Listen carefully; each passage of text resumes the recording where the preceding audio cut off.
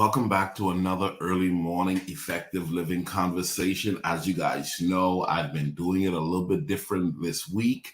I've been challenging myself to help and assist people differently. So previously, I would just simply talk. Now I'm being challenged. Questions are being asked. And so, listen, man, I've invited a good friend, Kim. Welcome back to Effective Living. How are you doing? I'm doing great. Good morning. Listen, I got you. You're up early. You got your questions ready, and man, I am very appreciative. Tell our viewing audience before we dive into questions, just a little bit about yourself. I am Kamira. I have been an advocate for domestic violence for the past 15 years. And it has been a passion of mine being a survivor and overcomer. Okay. Uh, I decided to branch out and do this because I saw the cycle running over into my children. Wow. Uh, I had to stop it right there. It was a generational thing, and it had to be stopped. And that's the one thing that drives me. So I make it my mission, my passion to go out and speak to young girls and as many women as I can and men Yeah. about breaking the cycle of domestic violence. And Wow. now branching off into something different or Mhm. adding to I'm a heart survivor. So Yeah. that's my new drive. Nice. We're gonna have to have you come back and talk about both of those because I've been doing some studies on them and I didn't realize how major of an issue this is, not only here in the United States, but around the world. In the Bahamas, it's a major problem, just as much so throughout the region. And so we're going to come back and really push a whole talk around that particular subject. Well, Kim, I'm going to turn it over to you, and I'll be back at the end, ladies and gentlemen. But listen, you don't want to go anywhere. These questions, they're coming, and the goal is to help. The goal is to inform. The goal is to provide information as to what people are wanting answers for. And hopefully, God would give me something to say that will assist somebody who's listening. Go ahead, Kim. So my first question, Pastor Ricardo. So I want to ask the question of generational curses Wow. and how it pertains to your life. Yeah. Um, Diving in, I want to hear you talk to, and it's so funny that this question popped up in my head. Yeah. You hear people say, "What would you tell the young Yeah. Ricardo Miller?" Yeah. You Wow. have young Ricardo Miller. Man, that is loaded. Whew. That is such a great question. What would I tell the young Ricardo Miller? And this is really going to be directed to what you mentioned, generational curse. Uh, I would say study your family patterns. Study your family behavior and identify what's not been working for the family. What's not been good. Because what happened is most people don't realize family behaviors become family ways, culture. That's us. Somebody, we're the Browns, we say what we gotta say, right? But how has that been helping us? Or we're the Millers, that's just who we are. And we start clinging to these particular ways.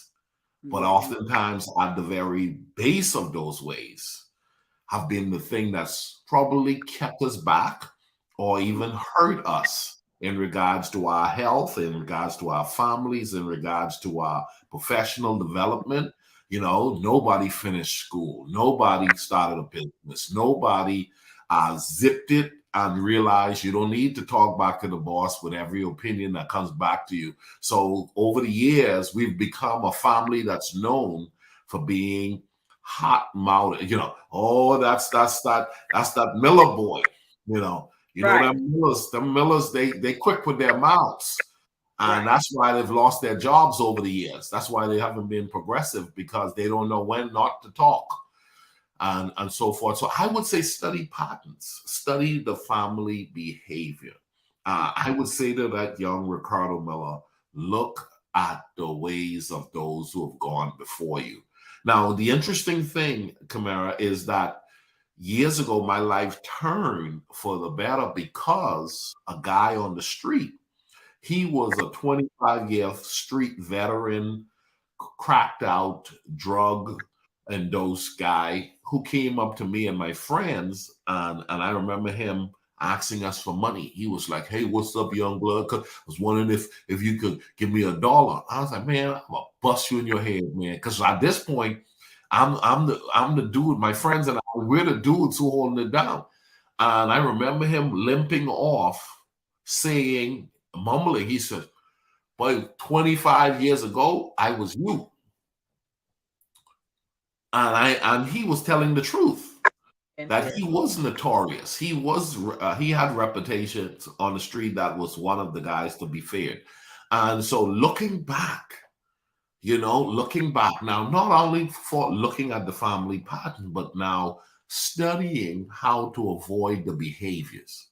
I would Okay. say, Ricardo, look at the behavior and study and remove the behaviors that have kept you. Be candid too.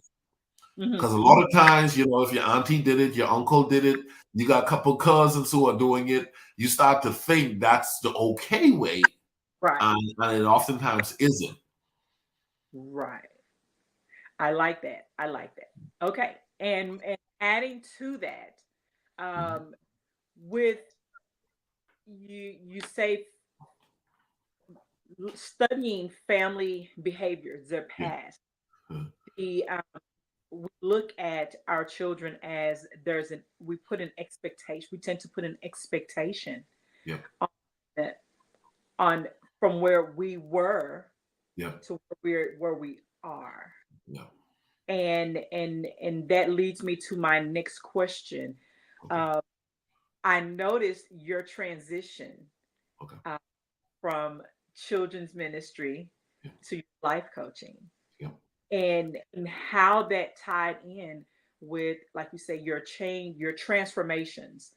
Yeah. Uh, Young Ricardo Miller to adult Ricardo Miller. Your age is changing, Yeah. uh, and so the advice that you would give to your son, yourself, Yeah. uh, during that transition, because it was for us at the church. I'm going to use it at the church. So Yeah. we saw the change, the transition where you begin to change from, and I love your story, your Thank you. history of where you used to be, how you were when you were young.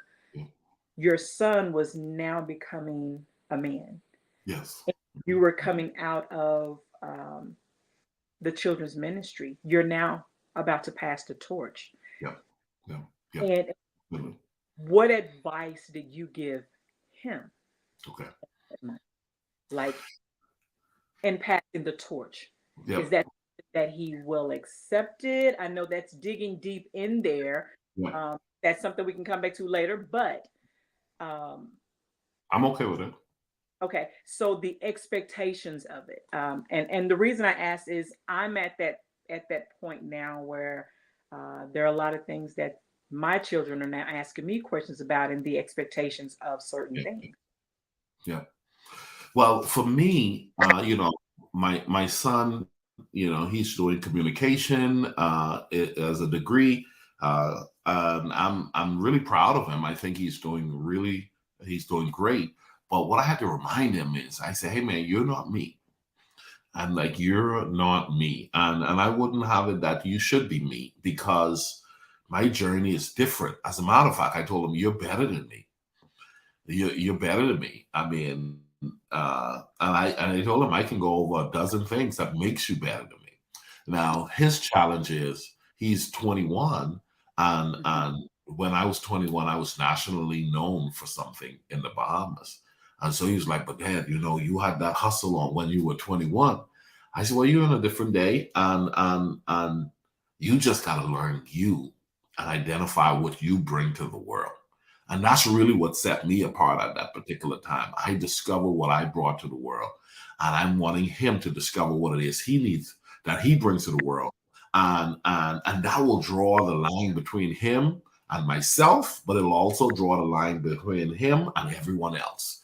He'll be able to soar among men his age so much easier when he's not comparing himself with them or with me, but he's embracing who he is. And so the challenge has been to watch him do it different, because I wish I had what he have, because I didn't have what he has. I didn't even have a father. I didn't have somebody to sit me down and says, hey, I'm gonna set the stage for you where I can pass the baton to you and you can take this thing to the next level. I didn't have that. And so I'm very sensitive and very prayerful about not putting my expectation on him, Mhm. but also letting him know I'm looking forward to seeing what God is going to do through him, and that he's a chip off the old brick, what they call it. He's an apple, uh, from the tree, and he has a right to claim something.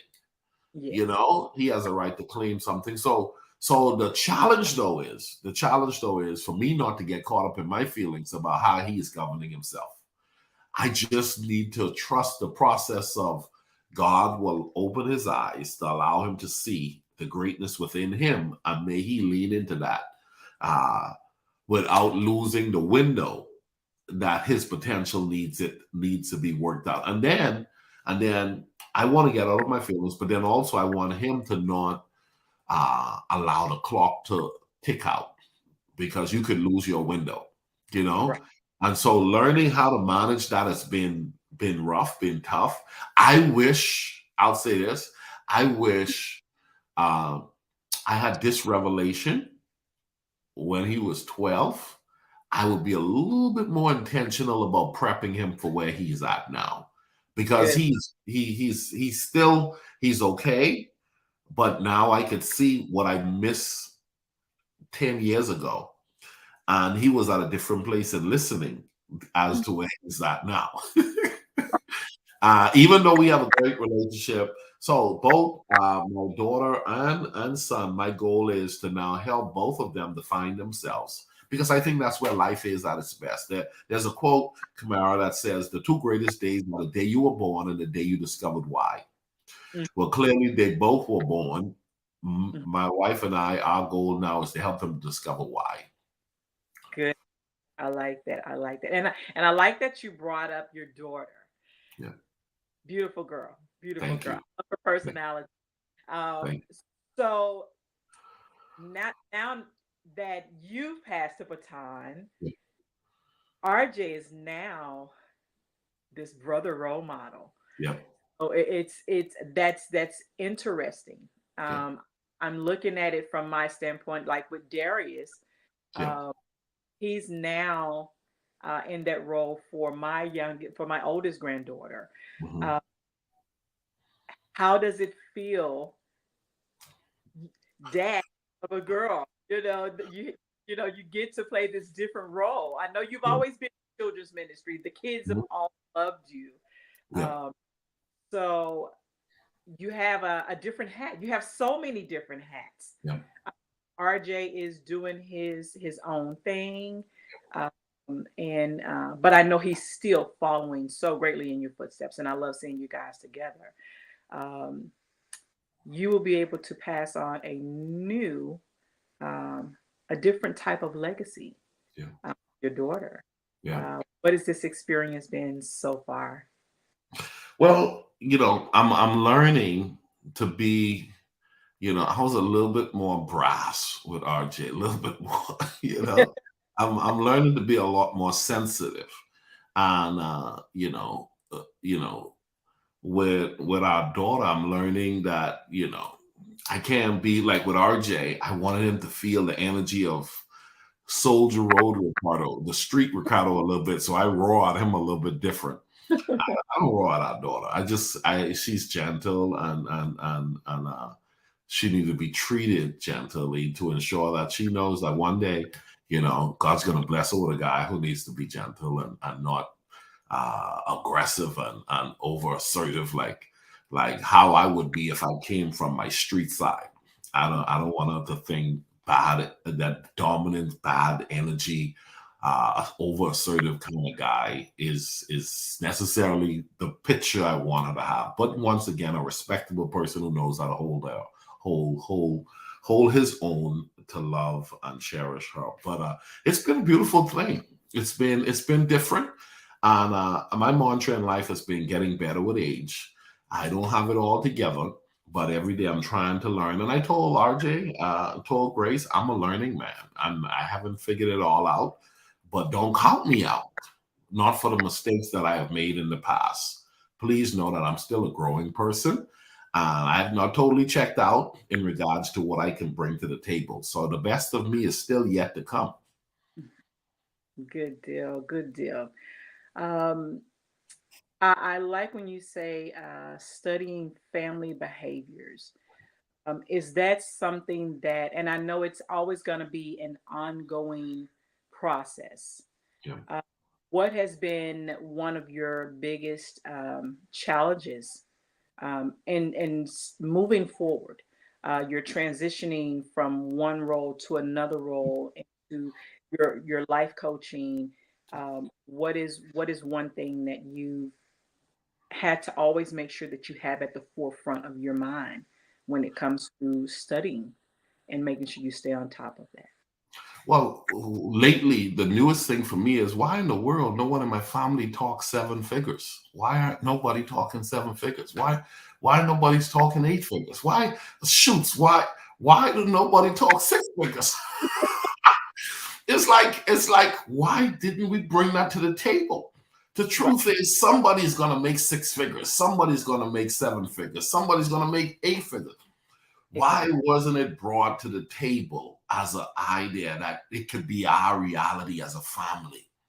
Why did we stay with the hourly dollar income thought? If I could just make $15 an hour, that would be a blessing, or $20 an hour. And that's one of the things, looking back at family behavior and pattern, I'm like, nobody wants to talk with this whole concept of money. And then money is related so much, Kamara, to every aspect of our lives.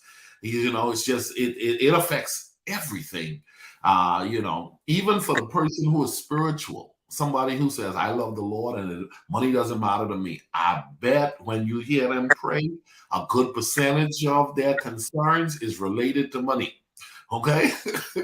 Listen, if that child is acting the fool, had you had some money, you can get a good therapist. You could change school. You can get tutors. You know what I'm saying?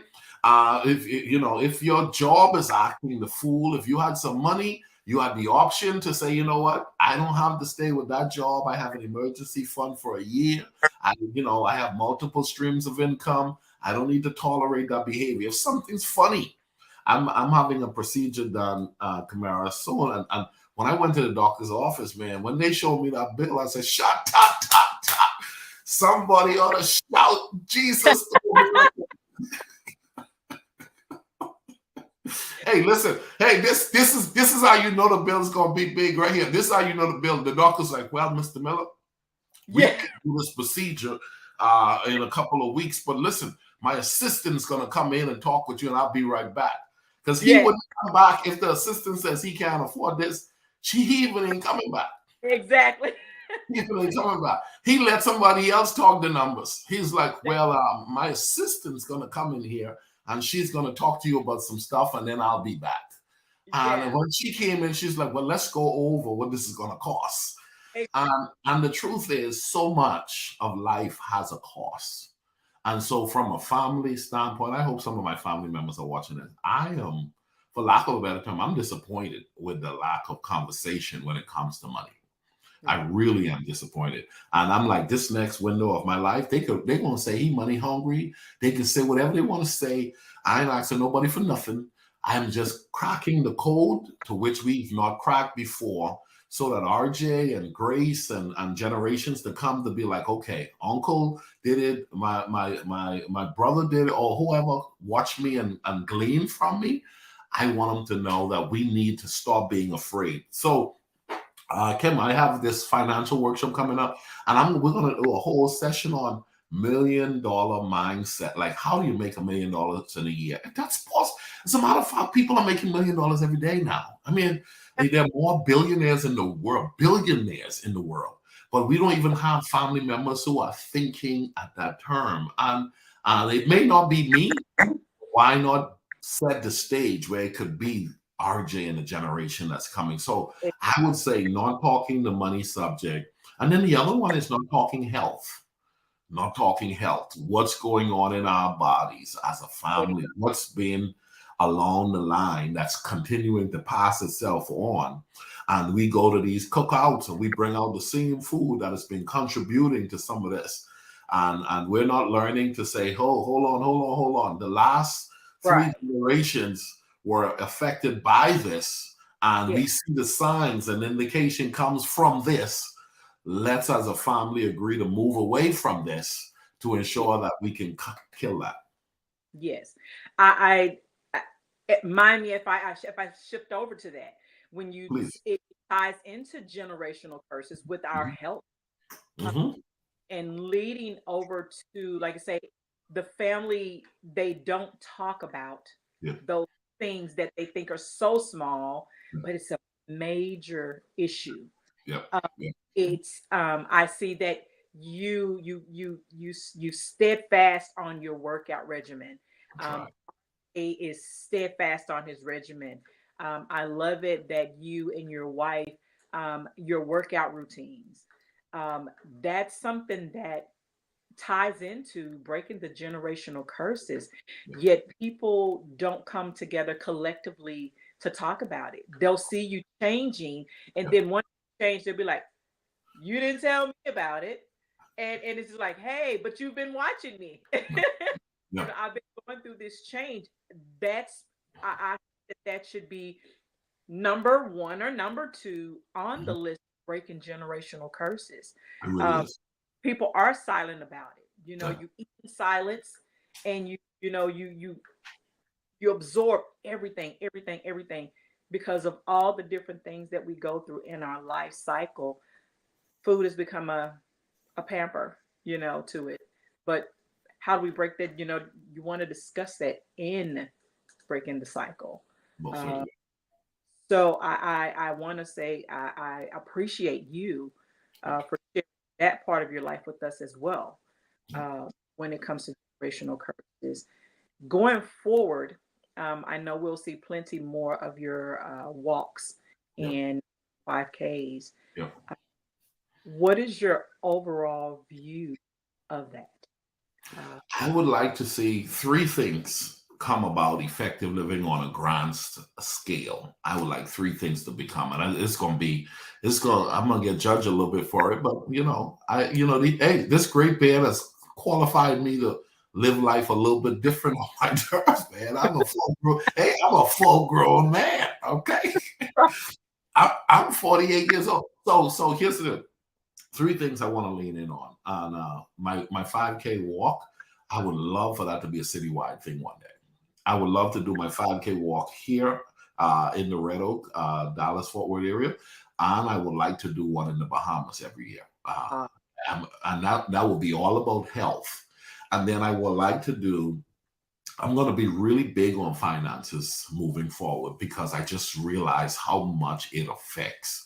And I'm going to invite people to the table and we're going to crack the code because I've discovered it's a combination. Once you figure out you know this about a combination lock. Once you figure out the numbers, guess what? It takes you seconds to open the lock. Exactly. But you know what, Tamara? Guess what? When you don't know the numbers, and even though someone could have told you the numbers, you jumped in your car and you ask your sister, what's the combination numbers? And she gives it to you and you pull up to the house and you pull up to the gate and you're like, here's the deal. When you don't know the numbers, frustration goes into the next level. Yeah. I believe that's where people are with money. When you don't know the combination to how to get wealth and how to be financially stable, you end up seeing the lock and knowing the possibilities of income, but not knowing how to cross that bridge is a frustrating thing for a lot of people. And I'm telling you, I haven't figured out all of the numbers, but guess what I do know? The thing about a combination lock, if you keep playing with the numbers, after a while, you'll learn how to open it real easy. And so what I'm going to do moving forward, I'm saying this early because a lot of people haven't seen me in this vein before. I'm gonna make very comfortable financial matters a part of effective living. I'm like, let's talk about how can you make $1 million a year, and it's everywhere. I'm reading all kinds of books, and there's recipes to this process. There's a combination. If you do this amount, watch this, Kamara. If I sold this amount of books every day, by the end of the year, I could have made $1 million. If I did this amount of coaching session every day, at the end of the year, I could make $1 million. If I spoke, I did a speaking engagement 3 or 4 times a week at this amount of money, I could make $1 million every year. Why aren't we looking into stuff like that? So that's number two. And then number three, so 5K, I want that to go major. Financial income making management process going to the next level. And the last one is I want my cruise to take off. I would love to be the guy who has a full-blown cruise ship going into the Bahamas. I'm talking 3,000-4,000 people, effective living ambassadors showing up. That's what I dream. But here's the cruise. It's not about just going on a ship. I just think I think a lot of people have missed the window on regards to enjoying life. Effective living is about faith, family, finance, fitness, and fun. Two of those I mentioned one was fitness, one was finance, and this one is fun. I just really believe that we have to do better with enjoying life, because one day I'm gonna be dead and gone. And I'm telling you, not having done the zip line, not having swim in the pool, not having ride the bike, not having laughed at a comedy club, not having enjoyed family and friends, not having played some dominoes, not having danced on a dance floor like it's the last dance. You know what I'm saying? I wanna do that stuff before my aching body starts to say, you've aged out of doing that stuff. And you're too old now. But the truth is, while I have life, what I could do, I want to do. And so the cruise is going to be a big thing for me. So every October, we've already started this annual thing where we're taking people to the Bahamas, and it's just going to be grand. And I think you've answered my final question as far as generational curses to legacy. Okay. That's to see it grow from where Ricardo was, to stepping into his passion, purpose, to building a brand, to taking it over to the legacy, where you would like to see it, like you say, faith, finance, fun, family, all that ties in together into leading on to the legacy of our great Pastor Ricardo Miller. You're leaving something for the generations to come, not just your family, but the many people that trust and believe in you and what you do. You've given us so many nuggets on how to transition our lives. So, one, I want to say thank you on that. And two, for those that struggle in getting into or stepping into their purpose, what advice would you give them, whether it be at a young, a young age or older age? Because now we see so many people over the age of 50 struggling. They have a purpose. They're struggling to step in. What advice would you give them so that they can leave a legacy, leave a memoir for their? Thank you so much. One, I would say embrace opportunities. And opportunities come along, and a lot of us allow them to pass them by. I want to salute you and appreciate you for coming this early morning to do this live session, because this is a part of legacy. Because guess what we just did? We're documenting our thoughts. You're pushing these questions, and 25 years from now, virtually someone will be able to go on the World Wide Web and do research and check out this talk. We could be gone 50 years from now. We could be gone 100 years from now, but this is out there, right? But in regards to that person who's trying to find purpose, I would say those same 5 areas, I would say even after 50, start assessing how am I doing with faith, family, finance, fitness, and fun. Most people, Kamara, is only living one of them really well. Maybe two, they salute to the highest. And then what they do is they use those two as a badge of honor. And in the African American community, most of the time it's just faith. You know, Right. they got faith on 10, and the other four they sort of struggling with, right? And so for me, I think purpose is the why. Why would God have given you a body if you are not going to take care of it? Why would have God given you a family or a community and you not embrace it? Why would God give you the opportunity to make money and you don't enhance that? Why would God give you the opportunity to laugh and make memory and you don't do that in a fun way? I think after 50 and you're trying to walk in purpose, you start looking at how can I do better in all five?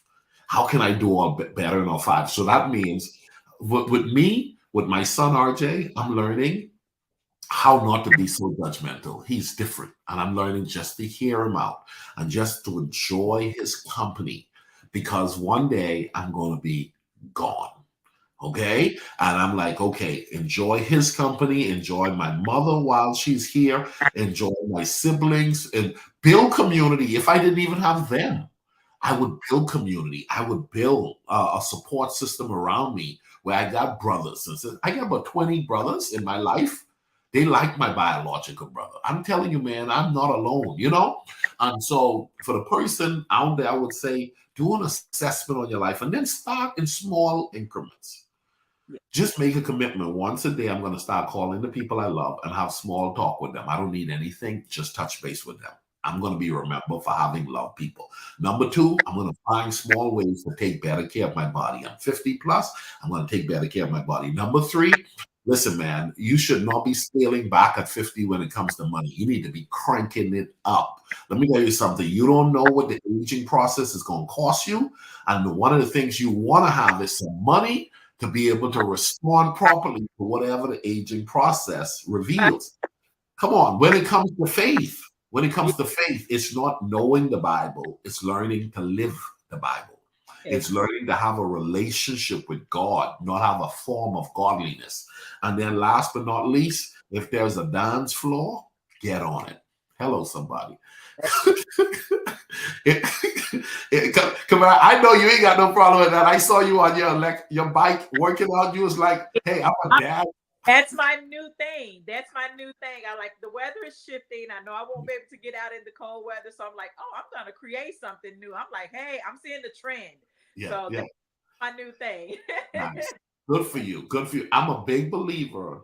Enjoy the journey. That's the reason why I call it. If there's a dance floor, dance. If there's a game table, play. If Right. there's a comedy club or comedy show, laugh. Yeah. Life has too many things going on within it that if and really when you do well with those five, Tamara, guess what's going to happen? You're going to find that you're actually living in purpose. You're going to find yourself leaning towards a more fulfilling and rewarding life. Yes. I love that. I love that. So, do we see a movie coming out of Pastor Ricardo? Listen, if the movie doesn't come out under my watch, which I would love for it to come under my son's watch or something. If it doesn't come under my watch, I'll tell you this: the Ricardo Miller story, the book is coming out, and I'm gonna believe God that book comes out. In the not too before I'm 50. I'm 48 now, so we'll see what God does. Awesome, awesome, awesome. Thank you for allowing me to dig into the wonderful mind of Ricardo Miller. It is a pleasure to always have conversation with you. I look forward to many more and being a part of effective living.